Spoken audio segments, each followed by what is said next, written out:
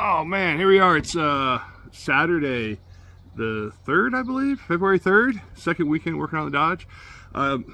Worked on a little bit the other night before it started raining, and I came out here. It's supposed to be raining this afternoon, so I wanted to get a jump start on things, and I forgot to start documenting. I didn't hit the play button. I actually didn't think about it at all. It was kind of one thing led to another, but as you can see over my shoulder there, I got the front grille support out. Carburetor's off, a bunch of little things, drained the oil from the transmission, the transfer case. I mean, nothing glamorous, nothing exciting. Still trying to get some of the bolts loose. I got some PB blaster soaking on the bolts. I did make a Harbor Freight purchase. I've been using like this 1980s engine tilting device that always gets bound up and everything, and so I said, you know, for this delicate, you know, SEMA type build, I should buy the multi-position, high functioning, super fast, low drag, high speed engine tilting thingamajigger. And so I did. So I just pulled loose a couple head bolts where I'm going to attach it to, and I realized you got to push the truck back about 3 or 4 feet to get the engine hoist in there and everything. But kind of run out of time today, but the goal is get the motor out and sitting in the back of my pickup truck, at least for now, covered up with some plastic. I got all the important stuff covered up because this is a running motor. I mean, it runs fine. You know, the transmission, even though I replaced a couple bearings in it, still makes a lot of noise. I don't know if that's just the way those transmissions were or not, but you know, transmission works fine, clutch works fine, the motor idles and runs. I rebuilt that carburetor, it runs smooth. You know, everything about it smooth. I just believe that the 3-inch taller tires are really what's the problem on why it's having a hard time, you know, going past 30-40 miles an hour. Because as soon as you put it in high gear, like I said before, it just drops off, it just dies. So all this stuff is going to be cleaned up, put together in some totes, and hopefully I'll put up on Marketplace or one of the weapons carrier Facebook pages. And I'm not looking to, you know, get rich, but just hopefully all this stuff will be helping somebody else who's doing a restoration project, unlike myself, who's doing a retro mod.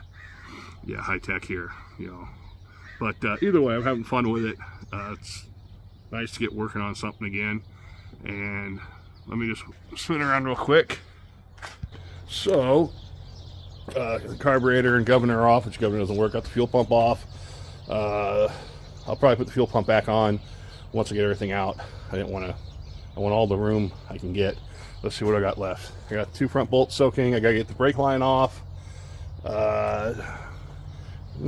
Scanning. Got my Slow Jam stand sticker there. Can't forget about that. I gotta pull the cover of this off. That's the last thing I want to do, because if it starts raining, don't want that out there. All right, then all these wires, and then over here I got the fast idle, and the clutch or the choke cable. I'm gonna pull those out so they can be reused. Trying to keep as much stuff reusable. Yeah, that's some fresh oil right there. Shit, oil's expensive nowadays. Should reuse it. Yeah, I ain't gonna do that. So that's where it's at. I am gonna have to do some welding. I noticed when I was getting this front bracket off, it's pretty loose. The pop rivets, the rivets have worked their way loose, and that grill holds everything on the front. So I'm gonna clean that up and put a big old nice Harbor Freight weld on there. You know, 65 bucks an hour, baby. But other than that, I want this out so I can pressure wash it. I do need like this right here. This is a motor mount, or like body mount, completely shot. The other one on the other side is completely missing. So I'm going to measure that and get some rubber mounts. And while I got all this apart, replace that. And I got to scrape off all this silicone from years and years of people just globbing silicone. I was really surprised that, unlike my 37 Ford, the fenders don't attach to the body. They just attach to the 3 bolts down by the running board. So the fenders don't attach to the running boards or the body.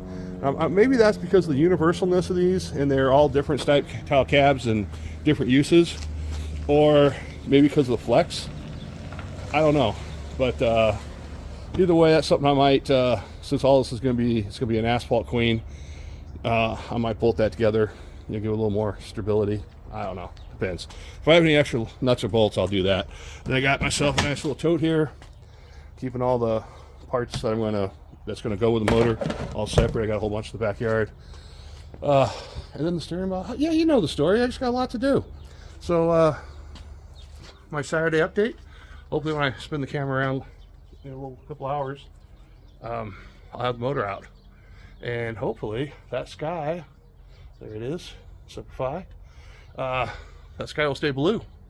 All right, check back later.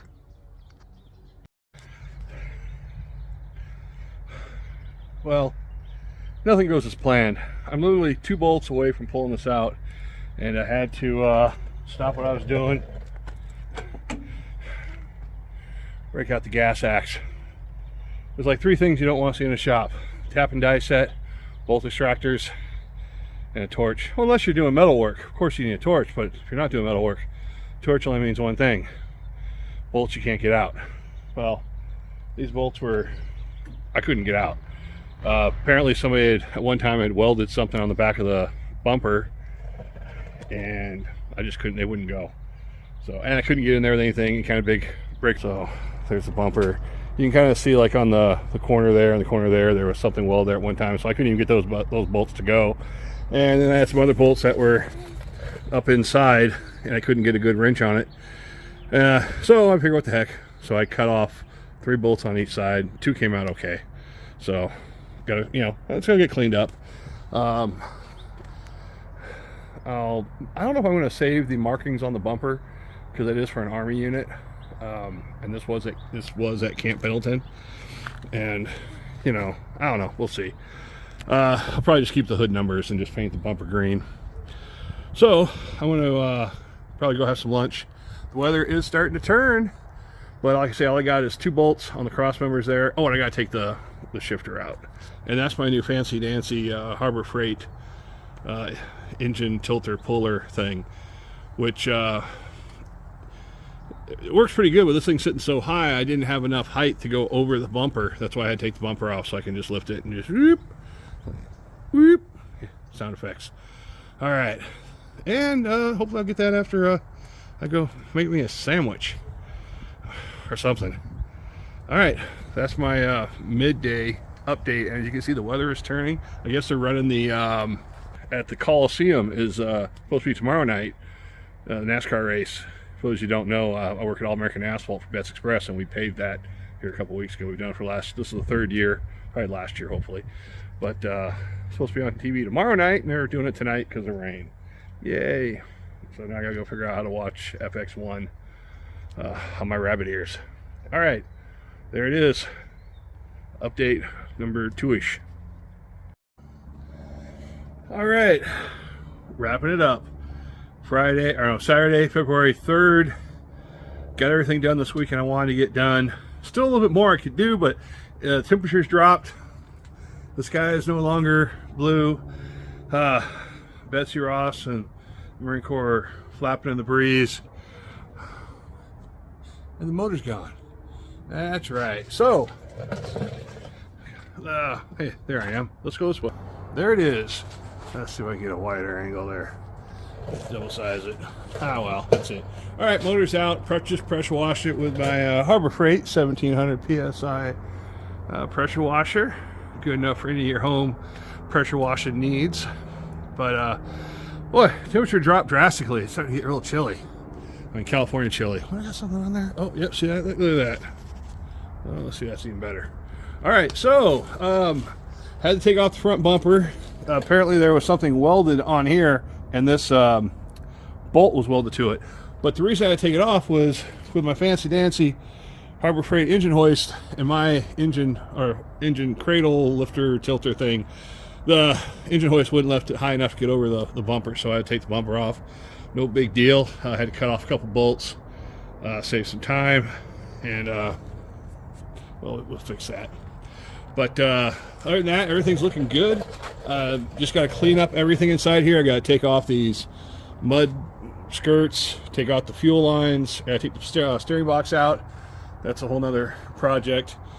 All the wiring all the way back down to the rear end. It used to have this really big plug you'd hook to your trailers. It's like, I don't know, 45 wire plug. I don't know why, 1941, what the hell? I mean, they didn't have cigarette lighters, did they? But either way, I got to remove that. Get the wiring on the dash all out, coil out. Just gut all the wiring. The fuel line, I did put a new fuel line in last year. But I'm going to run a braided line up the other side. I still have, you can see that right there and right there. Those are the transfer case mounts. I was really smart when I put those in. They were loose last year, so I used Teflon bolts, put them back on because I thought that was a great idea. So now I got to take them off. I'm going to take the seats out. I'm going to take the seats out so I can have more room to work inside. But and I don't know where the shifters are going to go because I got a shifter for the transfer case, Mr. Transfer Case, and one for the Turbo 350, which is getting where you worked right now. Probably not as we speak. It's probably already done. I just got to pick it up Monday.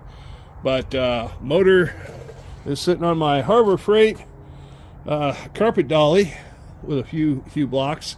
I'm going to cover that up for the night's over, and hopefully once this rain is done, I'll put everything together I want to sell, get it on Marketplace, and just get out of here so I don't have so much stuff sitting around and, you know, sell it while it's hot.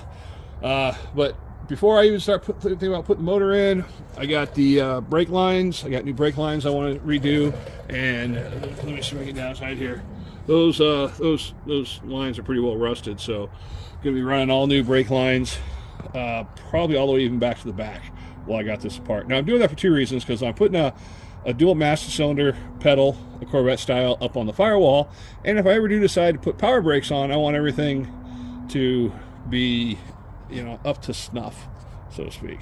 Let's see what else is there. I got that steering box I gotta see about rebuilding or finding something else. I don't know. That's a big question on these things. There's so much play in that. I gotta do something. I have to do something with that. But yeah, get all this cleaned up, get all these wires out of here, you know, hitting the pressure washer. Probably gonna just repaint everything underneath here while I'm doing it, and then start messing around with motor mounts. So is the wrap up for February in Oddball.